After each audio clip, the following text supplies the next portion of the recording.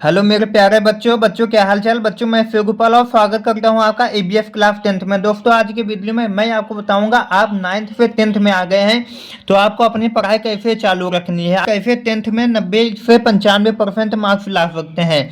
दोस्तों सबसे पहले आपको हम बताना चाहेंगे, तो दोस्तों दोस्त थे, पहले का नाम था चुन्नू, दूसरे का नाम था मुन्नू। तो दोस्तों दोनों के 9th में 65% आए और मुन्नू के भी 65% आए। दोनों के पास दोस्तों सेम बुक थी, इसके पास भी सेम बुक थी, सेम टीचर दोनों के पास थे। चुन्नू के पास भी सेम टीचर था और मुन्नू के पास भी सेम टीचर था। सेम टाइम चुन्नू को भी दिया गया और सेम टाइम मुन्नू को भी दिया गया। तो दोस्तों अंत में क्लास 10th में चुन्नू के 70% आ गए और आपके जो मुन्नू है उसके 95% आ गए।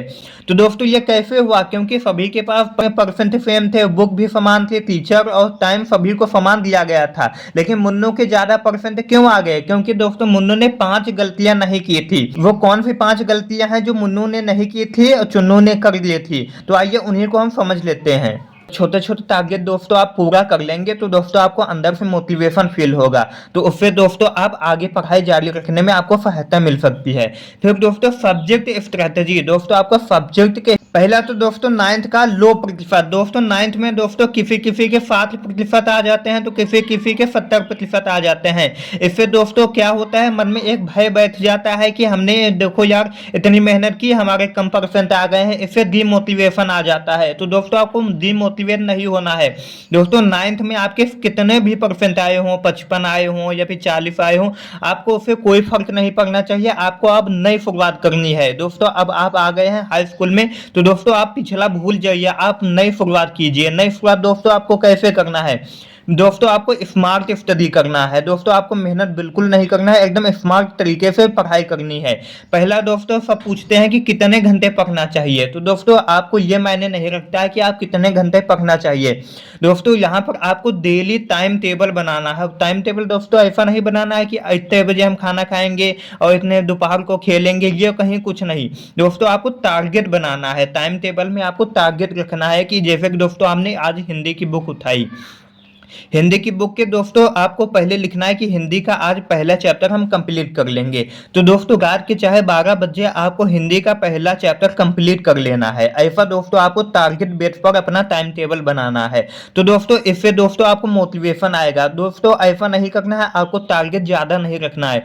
शुरू में दोस्तों आप कम टारगेट रखना, जैसे कि आपको एक चैप्टर कंप्लीट करना है या फिर 2 चैप्टर कंप्लीट करना है, थोड़े थोड़े टारगेट। तो आपको सब्जेक्ट के हिसाब से स्ट्रेटेजी को फॉलो करना होगा। दोस्तों जैसे स्ट्रेटेजी ये होता है कि हिंदी की तैयारी कैसे करते हैं, पहले बहुविकल्पी पढ़ेंगे कि पहले थ्योरी पढ़ेंगे, कैसे स्ट्रेटेजी आपको बनाना है, उसकी वीडियो दोस्तों हमारे इस चैनल पे आपको मिल जाएगी। उसके बाद दोस्तों रिवीजन, दोस्तों रिवीजन रिकॉल आपका बहुत इंपॉर्टेंट रोल प्ले करता है आपके बोर्ड एग्जाम में अच्छे नंबर लाने में।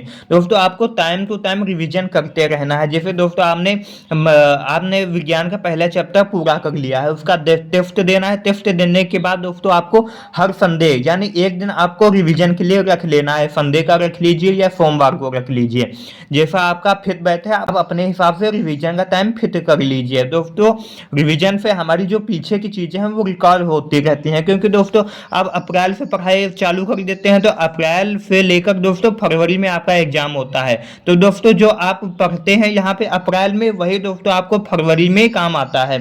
तो दोस्तों आप जब रिवीजन नहीं करोगे तो आप फरवरी में नहीं लिख पाओगे, इसलिए दोस्तों आपको रिवीजन करते रहना है। तीसरा दोस्तों आपका सबसे इंपॉर्टेंट बात है रेगुलर स्टडी। दोस्तों आपको रोज पढ़ाई करना है। ऐसा नहीं दोस्तों आपको कि एक दिन आप 5 घंटा लगातार पढ़ाई कर लिए उसके बाद 5-6 दिन का गैप दे दिया, ऐसा नहीं करना है। दोस्तों आप चाहे 1 घंटा ही पढ़ो लेकिन रेगुलर पढ़ना है।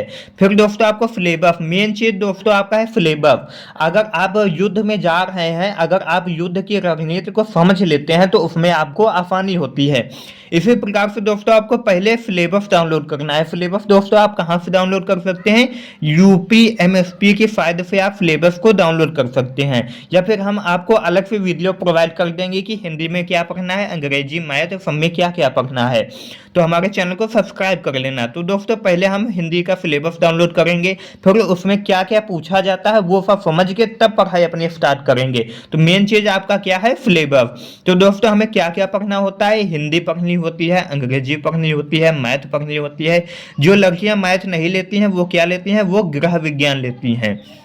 जो लड़कियां मैथ नहीं लेती हैं वो गृह विज्ञान लेती हैं। फिर दोस्तों हम विज्ञान पढ़ेंगे, सामाजिक विज्ञान पढ़ेंगे और कला और संस्कृत। दोस्तों जो कला लेते हैं वो संस्कृत नहीं लेते हैं, जो संस्कृत लेते हैं वो कला नहीं लेते हैं, इसमें एक विषय लेना होता है।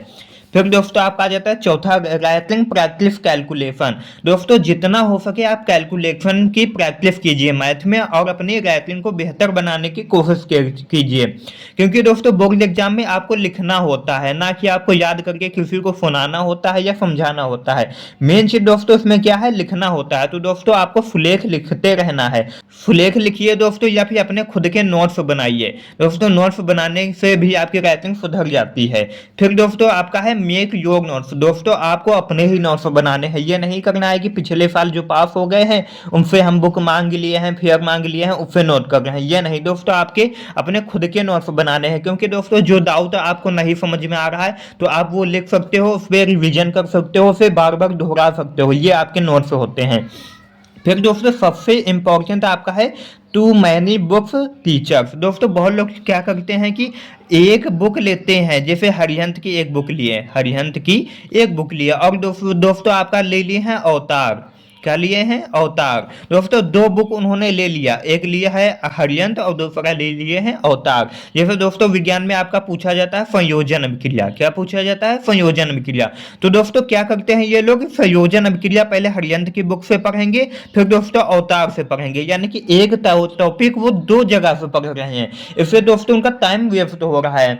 दोस्तों क्लास 10th में आपका टाइम मैनेजमेंट बहुत इंपॉर्टेंट रोल प्ले करता है आपके बोर्ड एग्जाम में अच्छे नंबर लाने के लिए।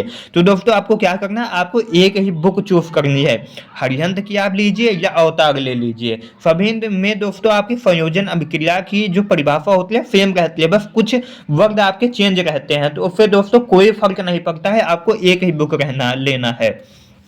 और दोस्तों बहुत लोग क्या करते हैं, टीचर्स, मैनी टीचर्स, बहुत टीचर से पढ़ते हैं, जैसे कि एक यूट्यूब के टीचर हो गए और एक दूसरे यूट्यूब के टीचर हो गए। तो दोस्तों वो लोग क्या करते हैं, संयोजन अभिक्रिया बुक से भी पढ़े और संयोजन अभिक्रिया एक टीचर से भी पढ़े और वही संयोजन अभिक्रिया दूसरे टीचर से पढ़ रहे हैं। तो दोस्तों यह गलती आपको नहीं करना है। दोस्तों आपको एक टीचर पकड़ना है, एक बुक पकड़नी है। तो दोस्तों अगर आप ये 5 मिस्टेक नहीं करते हैं तो आपके बोर्ड एग्जाम में आपको अच्छे नंबर मिल जाएंगे। तो दोस्तों आज का ये वीडियो आपको कैसा लगा शेयर कर देना अपने दोस्तों के साथ। मिलते हैं एक नई वीडियो के साथ, तब तक के लिए जय हिंद, वंदे मातरम।